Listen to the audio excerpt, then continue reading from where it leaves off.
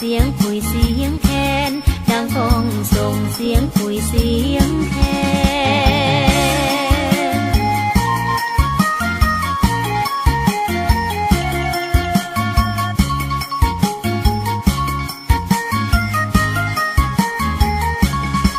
ป้อนเล่าแผนแสนนิ่มนวลงามตา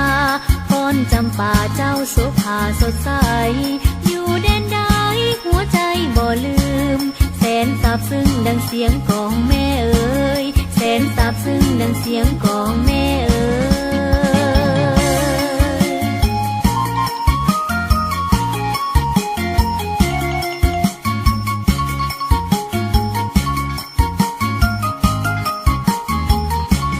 อยู่ไสเด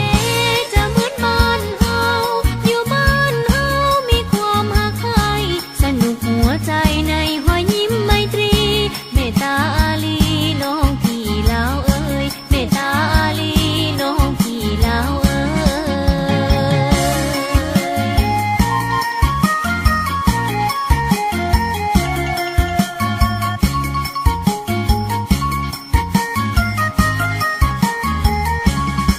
จะอยู่ไส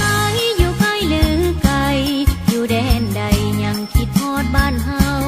เสียงแค้นเจ้าลาวเอ้ยเข้าไป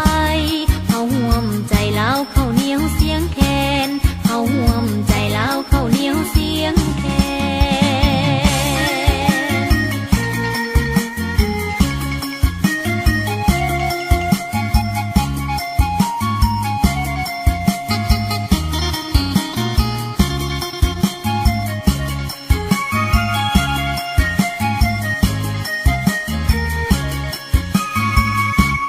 ป้อนเล่าแผนแสนนิ่มนวลงามตา